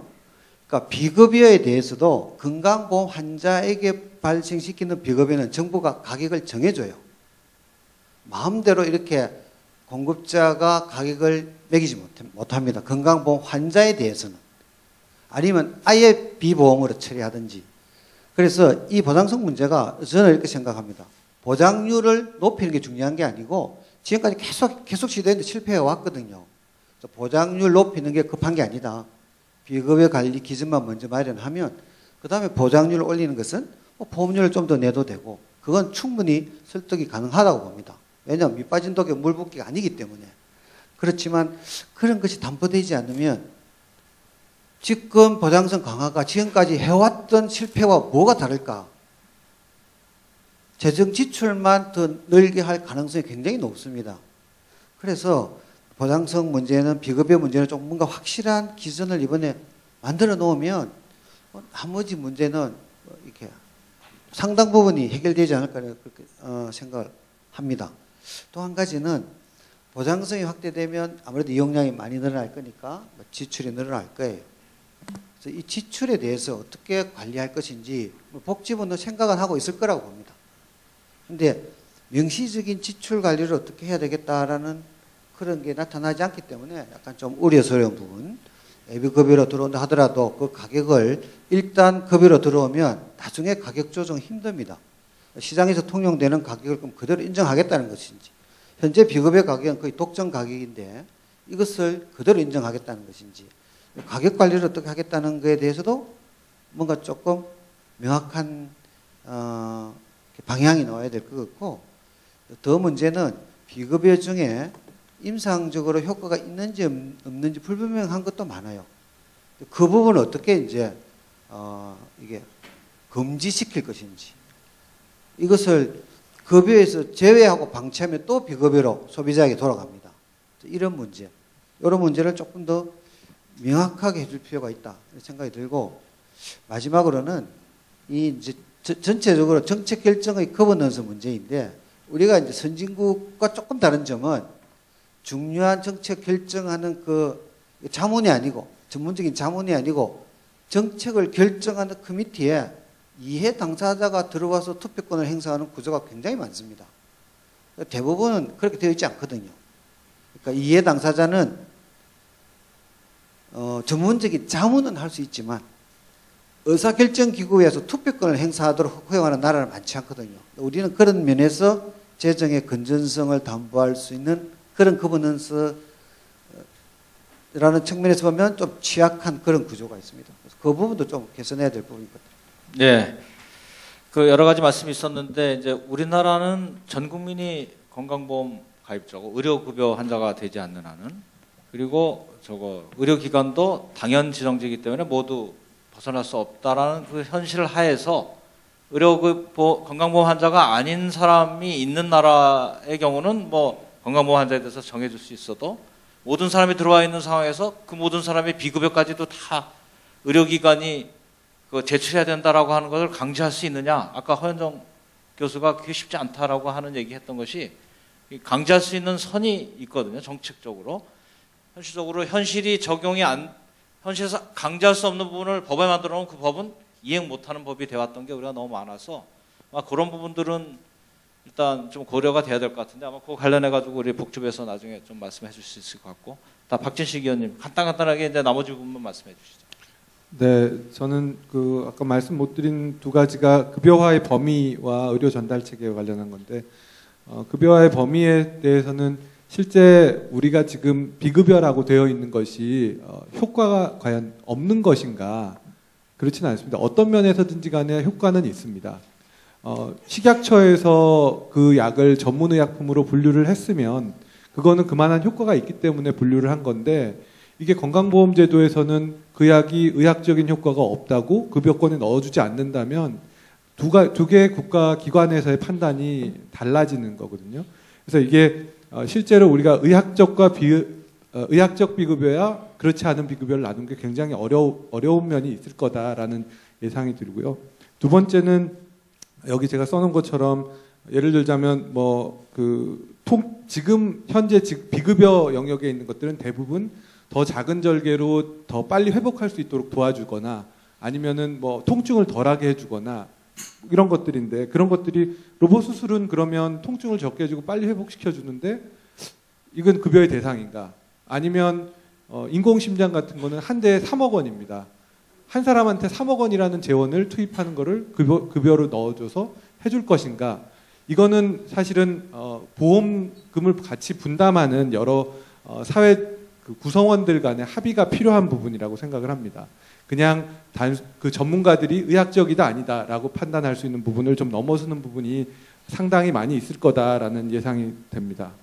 두 번째는 의료 전달 체계 문제입니다. 지금 4대 중증 질환 그리고 3대 비급여의 급여화 과정에서도 사실은 비급여 부담률이 상당히 제가 보기에는 줄어들고 있습니다.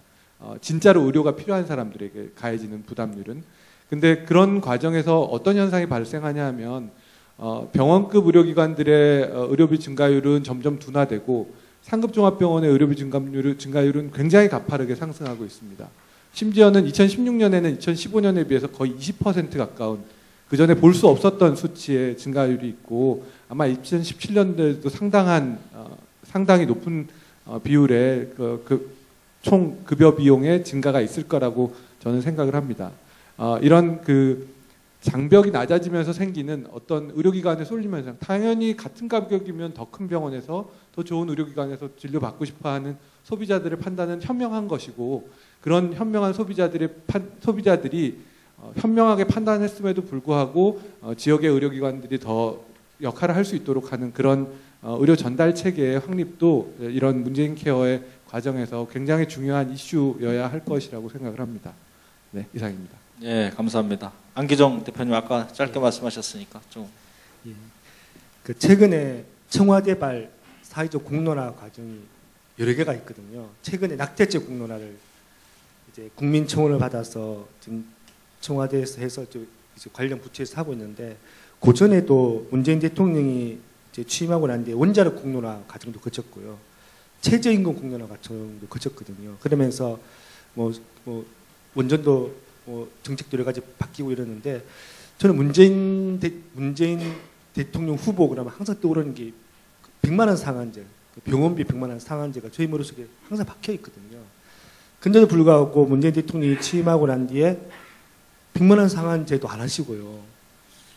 그리고 공론화 과정 굉장히 많이 하고 있는데 불구하고 건강보험 공론화는 아예 피하고 있어요. 저희 판단에는 피한다는 생각이 들고요. 그 피한다는 거를 결정적으로 확신하게 된 거는 이제 그 건강보험 보장성 그 강화 대책 발표하는 내용에 보면 선명하게 들어가 있습니다. 왜냐하면 건강보험 보장률을 70% 정도까지만 딱 설정하고 그 다음에 30% 부족한 부분은 다른 걸로 다 메꾸는 걸로 다 세팅이 되어 있거든요. 그 저는 아쉬움이 있어요. 아쉬움이 있고 문재인 대통령이 5년 동안에 건강보험 특히 건강보험료에 관련된 인상에 대한 공론화 과정을 거치지 못한 5년을 지나버리면 돌이킬 수가 없을 것 같아가지고 좀 아쉬움이 있는데 그렇다면 저는 차선책 논의를 좀 하고 싶거든요. 제가 이 문재인 케어 관련 토론회를 내격 6번째, 이제 7번째인 것 같은데 너무 다 똑같은 이야기만 하시더라고요. 그래서 제가 한번 저의 이 짧은 시간에 이 현재 문재인 케어의 내용 가지고 한번 어떻게 하면 이 환자들이 실제적인 의료비 부담을 줄일 수 있을까라는 고민들을 해봤는데 저희 환자단체연합에서 최근에 앞으로 우리 정부 쪽에다 건강보험 보장률 높여라는 이야기 하지 말자 이렇게 우리가 의견을 모았거든요. 왜냐하면 역대 정부가 계속 건강보험 보장률을 어떻게 하겠다고 했지만 한 번도 약속을 지킨 적 없고 최근에 제가 근정심에 있는데 거기 가서 70% 가지고 무슨 보장성 확대하냐 이야기하니까 그쪽에 있는 공익에 계신 분들이 70%도 이거 달성할까 말까다 이야기 하시더라고요. 쭉 여러 가지 근거를 가지고 이야기해 주시면서 보장률 70%를 도달하는 것도 쉽지 않다는 걸 알게 되고 막대한 재정이 투입돼야 되는 것도 건강보험료 부가체계 개편 정도 가지고 택도 없는. 그래서 저는 이 문재인 정부가 결국은 건강보험 보장률이 70% 정도 두고 계속 허윤정 교수님이 강조했던 이제 비급여를 잡겠다라고 이제 올인한 것 같아요. 그래서 예비급여 제도를 도입하겠다고 했고 급여 제도가 어떤 파장을 이룰지 너무 잘 알고 있는 이 의료계에서 비대위까지 구성해서 지금 이렇게 막 반대를 하고 있는 것 같거든요. 예비급여는 그런 것 같아요. 제가 예비급여 협의체에 들어가 있는데 핵심은 그 그 가격을 관리하겠다는 거죠. 일단은 마음대로 가격을 정했던 비급여에 있는 이 여러 뭐 약이든 행위든 치료를 급여권으로 끌어들였을 때 가격 관리를 가격 통제를 하겠다는 거고, 들어오면 평가해서 한 3, 4년 지나고 나면 급여를 할지 비급여를 할지 아예 퇴출시킬지 결정하겠다는 거거든요. 그리고 저는 이게 맞는지 모르겠지만 좀 한 5년 정도 문재인 대통령 임기가 끝날 때쯤 되면 3,800가 다 예비급여로 들어오면 그때쯤 혼합진료 금지하지 않을까 싶은 생각이 들거든요. 왜냐하면 지금 현재 우리나라가 혼합진료를 못했던 게 사실 비급여 때문에, 비급여가 많기 때문에 혼합진료를 금지시키는 정책으로 가지 않을까 싶은 이런 생각이 들고요. 요게 한 가지 있고요. 그래서 저는 문재인 케어의 성공의 핵심은 예비급여를 어떻게 잘 운영하냐라는 문제라고 생각되거든요. 두 번째는 신약 신의료 기술은 제가 넘어가기. 신약 신의료 기술이 계속 도입하고 있는데 빨리 급여화를 해주지 않으면, 아니면 아예 못 쓰게 하지 않은 이상은 계속 비급여 경력이 생기니까 이에 대한 대책이 좀 필요하고요. 세 번째 건강보험 인상에 대한 공론화 과정을 이제 이 정부에서 하기 힘들다고 판단됐었습니까? 그러면 30% 어떻게 하고 30% 부족한 부분. 아까 본인부담 상한제 이야기 많이 했지만 본인부담 상한제는 건강보험 적용되는 부분만 가능하고요. 예비급여 부분에 있어서도 그 환자가 내는 부분은 적용되지 않거든요. 그래서 저는 본인부담 상한제가 이 저소득 이 의료비 안전망 역할을 하기는 좀 힘들 것 같고요. 저는 재난의료비 지원 제도라고 생각되시거든요. 마침 이제 세계 의원실에서 발의했는데 법안 소리책을 통과했고 조만간 아마 법적 근거가 만들어지는데, 현재 대상을 제한하지 않고 매년 최소 2천만 원 가지고 일부 약제나 고가 약들은 2천만 원 더 이상까지도 해줄 수 있는 제도로 설계하고 있거든요. 저는 여기 손영래 팀장 계시지만 지금 2천억 원 정도의 규모로 준비하고 있는 걸 알고 있는데 현재 600억 정도지만 저는 1조 원 정도 이렇게 했으면 좋겠습니다. 1조 원. 예산을 1조 원 늘리고, 그리고 이 평가에서 이 안에 이 재난의료비를 지원하지 못하는 리스트를 잘 만들어서 한 그 정도 하면 한 5천만 원 정도까지 이 리스트를 뽑아서 2천만 원 추가로 할 수 있는 것을 세팅하면 저는 실손 의료보험을 대체할 수 있는 효과가 있을 것 같아요. 실손 의료보험이 보통이 한 1년에 5천만 원 정도이거든요. 이거 그리고 여러 가지 제한들이 많이 있는데 불구하고 이거 이렇게 재난의료비 지원사업 법적 근거가 만들어지고 실손 의료비에 가입해 있는 사람들은 이 재난의료비 주지 않는 걸로 법이지만 안 준다라고 하면 제가 봐서는 실손보험료 많이 낼 바선 차라리 재난의료비 지원 제도 혜택을 받는데 관심을 가질 것 같거든요. 저희 감은 그래요. 저는 문재인 정부가 이 재난의료비 지원 제도를 잘 설계하고 잘 운영하면 저는 5년 정도 지날 때쯤 되면 저는 부각될 것 같거든요. 그래서 문재인 케어의 핵심은 예비급여 제도하고 재난의료비 두 개를 이렇게 잘 조합을 해서 만들어가는 거라고 생각됐습니다. 제가 또 의료전달체계 협의체 하고 있는데 곧 공고안 발표하지만 의료계의 갈등이 너무 심하더라고요. 의협병이 너무 심해가지고 기대하기 힘들 것 같고요. 자칫하면 국민 비용만 왕창 늘어나고 오히려 이 의료 전달체계 이게 솔림 현상을 해소하지 못할 수도 있을 것 같은 약간 우려감들이 있습니다.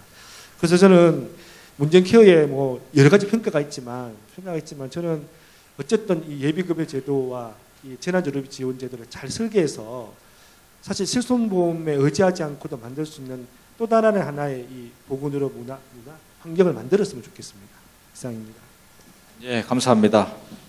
예, 재난적 의료비라는 게 이제 의미가 있는 게 본인 부담 상한은 예비급여나 이런 거 다 적용 안 되는데 재난적 의료비는 그서 떨어진 사람들을 이제 다시 안전망을 만들어 주지만 아무나 주는 게 아니고 좀 가난한 사람, 정말 그 경제적으로 어려워서 재난적 의료비 가는 사람을 중심으로 만들어지기 때문에 특별히 의미가 있는 것 같고. 10초만 빠뜨립니다. 예. 이게 2013년도 시작되었는데 2014년도에 저는 이 데이터가 지금도 맞는지 의심스러운데 현재 중증 환자의 보장률이 한 70% 정도거든요. 근데 재난의료비 지원을 받은 그 환자를 기준으로 하면 2014년도에는 84.6%, 2015년에는 85.7%, 2016년에는 86.7%. 당연히 2천만 원을 최대 2천만 원을 받으니까 이 정도 수준이면 OECD 평균은 되는 것 같더라고요. 네, 저는 이게 통계적으로 어떻게 만든지 모르겠지만 좀 이런 것들이 있다 보니 또 기대감을 갖고 있습니다. 네. 자, 그러면 손영래 과장님. 예, 특별히 제 의견을 말씀드리기보다는 앞에 토론하신 분들이 문제 제기하신 것들에 대해서 좀 설명할 것들을 설명하면서 말씀드리겠습니다. 그러니까 그 허윤정 교수님이 발표하신 것처럼 이번에 그 보장성 대책은 굉장히 그 중요한 내용이 비급여를 좀 전면적으로 급여화해서 급여 관리 체계에서 관리해내겠다라고 하는 아이디어입니다. 저희가 지금 약을 빼고 행위하고 치료 재료를 지금 급여 항목을 대략 한 33,000개 정도로 운영하고 있습니다. 33,000개 정도가 급여 항목이고 비급여 항목이 한 4,000개 됩니다. 이 4,000개 중에서 저희가 치료하고 필요가 없다라고 보여지는 한 100개에서 200개 정도를 제외하고 한 3,800개 정도는 아예 급여권으로 전환시켜버리겠다라고 하는 게 이번 대책의 골자입니다. 그래서 궁극적으로는 급여권이 33,000개가 아니라 대략 한 37,000개 정도의 급여를 운영을 하게 되고 비급여가 4,000개 정도가 아니라 100개 내외 정도의 비급여만 남겨두고 전부 급여권으로 전환시키겠다라고 하게 되는 거고요. 그 전환에 있어서의 가장 중요한 방법론은 안기정 의원이 말씀하신 대로 예비급여라고 하는 제도입니다. 다소 본인 부담이 높다 하더라도 예비급여라고 하는 틀로 급여권으로 옮겨내겠다. 이런 부분이라 이런 거에 있어서 사실은 이제 이렇게 될 때 가장 핵심적인 내용은 어느 정도 이 시장의 자율성이 보존되고 있던 비급여라고 하는 부분들을 전면적으로 급여 관리 체계에 넣게 되기 때문에 그때 문제가 제기되는 게 이제 의료계 입장에서는 수익을 어떻게 할 거냐 이게 적정 수가에 대한 논쟁들이 제기될 수밖에 없고 다른 한편으로는 이 적응증이나 기준들을 어떻게 관리해 나갈 거고 심사를 어떻게 하게 될 거냐 이 부분에 대해서 이런 문제들이 제기될 수밖에 없게 됩니다. 그래서 그 부분들은 아까 설명자료에도 적혀 있던데 저희가 최대한 적응증에 대해서는 합리적인 적응증을 내면서 못하게 금지하거나 차단하는 식의 적응증을 만들지 않고 풀어놓는 식으로 관리해 나갈 거고 심사에 있어서도 예비급여 쪽은 사실은 심사를 바로 적용하기보다는 경향성을 모니터링하면서 이상 경향에 대해서만 의료계와 함께 논의를 하는 체계로서 전환해서 일종의 심사를 좀 유예하는 조치로 관리를 하려고 지금 하고 있는 중입니다. 그래서 그런 부분들은 사실은 좀 더 이게 대책을 저희가 이 실행 계획을 좀 짜게 되면 구체화시켜서 보여드릴 수 있을 거라고 생각이 들고요.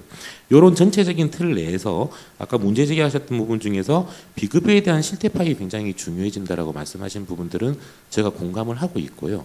다만 이제 연간 이 10억 건이 넘는 청구 전체에 대해서 비급여를 무조건 의무 제출하게 하는 것 자체가 상당히 좀 어려운 작업이다 보니까 저희가 지금 건강보험공단이 매년 하고 있는 진료비 실태조사라고 하는 이 조사 체계가 굉장히 정교해지고 있어서 지금까지 한 200~300개 의료기관들을 제가 샘플로 조사를 했었는데 내년부터는 한 1,400개 정도의 의료기관에 대해서 2달치 세부 영수증을 받게 됩니다. 이게 비급여를 파악하려 그러면 간이 영수증 한두 장짜리가 중요한 게 아니라 한 환자당 뭐 길 때는 100페이지가 되기도 하고 70페이지가 되기도 하는 이 세부 영수증이 중요한데요. 그거를 한 1,400개 의료기관에서 2달치, 이게 아마 3월과 9월치던가 그 2달치 환자분의 세부 영수증을 긁고 오기 때문에 그 정도면은 거의 이 비급여의 현황에 대해서는 굉장히 정교하게 파악할 수 있는 체계로 저희가 진입할 수 있게 됩니다. 그래서 이 부분 하나하고 심평원을 통해서 진료비 확인 심사를 요청하고 있는 환자들이 또 한 7만 명 되기 때문에 거기에서 저희가 파악하고 있는 영수증들을 좀 취합해서 분석을 해보면 비급여에 대해서는 저희 생각에는 정량적으로 분석이 가능하다라고 지금 예측하고 있는 중입니다. 그래서 우선은 이렇게 스타트를 해보고 좀 더 필요한 조사가 있으면 이 부분들을 더 강화시키는 쪽으로 하겠습니다. 새로운 비급여가 발생하는 걸 어떻게 할 거냐. 저희 대책 내용 중에 보시면 신의료기술이 들어오면 지금까지는 비용효과성을 판단해서 비용효과성이 좋으면 급여로 가고 사실은 새로운 의료기술은 대부분 비용효과성은 떨어지고 있기 때문에 대부분 비급여로 갔습니다. 근데 이제부터는 아까 말씀드린 예비급여라는 제도가 만들어지기 때문에 새로운 의료기술에 대해서도 비용효과성이 떨어지면은 비급여로 가는 게 아니라 예비급여로 들어오게 됩니다. 따라서 신의료기술들도 비급여로 빠질 공산이 별로 없게 됩니다. 그런 식으로 신의료기술에 의한 비급여 발생을 억제하겠다는 겁니다. 아마 이 신의료기술이 치료와 관련성이 없는 기술의 경우에 한해서만 저희가 비급여로 되게 될 거고 나머지는 예비급여로 들어올 거기 때문에 이 비급여의 발생 자체도 최소화시키고 유지도 최소화하겠다는 게 지금 현재까지의 구상입니다. 심평원의 심사 체계를 지금 건별로 적발 심사 중심으로 하는 거에서 경향성을 평가해내고 이 경향성상 빈도에서 이상 경향이 보이는 기간에 대해서 정밀 심사를 들어가는 체계로 심사 체계 자체의 패러다임을 좀 바꾸려고 하고 있습니다. 그리고 두 번째, 적응증의 문제에 있어서도 저희가 차단식 적응증, 예를 들면 이 행위는 3번까지만 할 수 있고 4번부터는 못한다에 이런 식의 적응증은 다 없애려고 지금 생각하고 있습니다. 오히려 이거보다는 4번부터는 그렇다면 본인 부담 90%로 본인 부담 80%로 할 수 있다. 대신 청구를 해야 되고 거기에 대해서는 이 빈도를 끊임없이 정부와 심평원이 모니터링해서 이런 횟수들이 얼마나 발생하는지를 평가하는 시스템으로 지금 바꾸려고 하고 있는 중입니다. 그래서 이렇게 된다 그러면 의료계 입장에서는 좀 더 지금보다 진료 자율성을 확보하기 용이하게 될 거고 환자 입장에서도 의료 접근성이 좀 더 용이해진다 보고 있고요. 저희 정부 입장에서도 이 부분을 평가하면서 이상한 경향이 보일 때는 개입을 할 수 있기 때문에 관리의 공정성이 좀 더 엄밀히 높아간다고 판단하고 있는 중입니다. 그래서 이런 체계로 좀 정리된다 그러면은 아마 걱정하는 부분들은 좀 많이 해소되지 않을까라고 생각은 듭니다. 마지막으로 안기종 대표님이 그 의약품에 대해서 얘기한 부분들은 아마 지금 저희가 이제 금년부터 시작해서 아마 내년에 대해서 이 논쟁을 해야 될 것 같습니다. 이 의약품에 대해서는 제가 박근혜 정부 때 4대 중증 질환을 중심으로 고액 항암제에 대해서 상당 부분 급여로 전환시키는 작업들을 해왔었는데 요 의약품에 대해서는 어느 정도의 재정을 더 투입해서 이 새로이 나오고 있는 신약, 이 고가 신약들에 대한 이 급여화 과정을 어떻게 전개할 건지에 대해서는 사실은 조금 더 세밀하게 좀 정리를 해봐야 됩니다. 이게 반론과 비판들도 꽤 있는 부분이라서 행위와 치료제라고 다르게 의약품은 제약회사하고의 협상에 의해서 지금 이게 전개되고 있고 이런 고가 신약을 개발하는 곳들이 거대 다국적 제약사인 경우가 종종 있다 보니 협상 자체에서 대한민국 정부가 협상력의 이 우위를 점하지 못하는 경우가 왕왕 생깁니다. 그럴 경우에 너무 지나치게 높은 금액을 주면서 이거를 급여화하는 건 아니냐라고 하는 반론들도 좀 다소 제기되고 있는 상황이다 보니까 사실은 여러 가지 좀 작은 규모의 실험들을 지금 좀 하고 있는 중입니다. 뭐 위험 분단제라든지 여러 가지들을 하고 있는데 여기에 대해서는 아직 그 기간이 얼마 안 되다 보니까 평가들이 좀 엇갈립니다. 이게 바람직했다라고 하시는 분들도 있고 그런 걸 통해서 약간 좀 더 이 불필요한 거품 비용이나 이런 것들이 들어갔다라고 평가하시는 분들도 있고 이런 부분들을 좀 정리해서 전체적으로 이 고가약에 대한 급여화 정책을 어떻게 전개해 나갈 건지는 정리할 수 있을 거라고 보고 있습니다. 예, 이상입니다. 예, 감사합니다. 아까 보장률 70% 얘기가 잠깐 나왔었는데 사실은 이제 정부가 70%라고 하는 거를 뭐 달성하겠다 이렇게 그 내세웠던 건 아니죠. 그냥 혹시 이게 된다면 70% 정도 되지 않겠느냐 이런 선으로 얘기한 걸로 이해가 되는 것이 사실 건강보험 보장률 64%라고 시작한 게 1995년도에 95년도가 2005년도에 참여정부 때 했던 내용인데 지금 63%대로 돼 있잖아요. 그동안에 엄청나게 많은 돈이 보장성 강화를 통해서 쏟아 부어졌었는데 그런 경험에 비춰볼 때는 70%라는 것은 사실은 달성할 수가 없죠. 그 수치는 나오지 않습니다. 절대 나올 수 없다고 저는 자신할 수 있거든요. 오랜 그 수치를 쳐다본 입장에서. 그래서 이제 그 수치에 연연하기보다는 전체적으로 이 보장성 강화라고 하는 것이 이제 어떤 방향으로 가느냐 하는 것이 중요하다는 것인데 우리가 영어 표현에 half full, half empty라고 하는 게 있죠. 이게 절반이 비어 있다고 얘기할 수도 있고 절반이 차 있다고 얘기할 수도 있는 거죠. 그래서 어떤 정책이라고 하는 것이 정책을 이끌어가고 뭐를 하는 입장에서 볼 때는 반이 차 있는데 이것을 더 채우자고 얘기를 하는 것이고 그렇지 않은 입장에서는 전혀 다른 얘기, 똑같은 사안을 놓고 할 수 있다는 겁니다. 아마 제가 정책을 담당하는 손영래 과장 보고 문재인 케어가 달성될 수 없는 이유를 얘기하라 그러면 아마 밤새 얘기할 수 있을 거라고 저는 생각을 합니다. 그러나 정책을 진행을 하면서 정책이 안 되는 거를 계속 얘기하고 갈 수는 없는 거죠. 제일 중요한 거는 전체적인 방향성이 어디에 있느냐. 아까 허은정 발표자가 얘기했듯이 더 이상은 비급여를 이대로 놔둬가지고는 어떤 문제, 거의 모든 문제가 여기에 빨려 들어가는 그런 상황이기 때문에 근데 마침 이것을 이제 대통령 입에서 나오게 누가 만들었건 뭐 어떻게 됐건 그렇게 된 것을 우리가 좀 모멘텀으로 활용해서 원래 가야 되는 방향을 이제 제대로 한번 추진해 보자 하는 게 지금의 상황이라고 인식이 됩니다. 뭐 그런 점에서 이거를 반이 비었다고 느끼고 싶은 그룹이거나 반이 차 있다고 얘기하고 싶은 그룹이거나 전체적인 방향성을 보면서 이 부분에 대해서 앞으로 비판적 시각으로 얘기를 해나가는 그런 자세가 필요하지 않을까 이런 생각이 들고, 그런 점에서 이제 오늘 이런 모임이 뭐 언론을 통해서 그 주도가 됐지만 무지하게 많은 모임들이 앞으로 계속되면서 이제 우리가 비판적 시각에서 관찰하면서 정책이 제대로 가서 이게 반이 비었던 게 한 75% 채워지고 뭐 이런 식으로 나갈 수 있도록 해야 되지 않을까 생각이 됩니다. 그래서 이것으로써 오늘 토론회를 마치도록 하겠습니다. 감사합니다.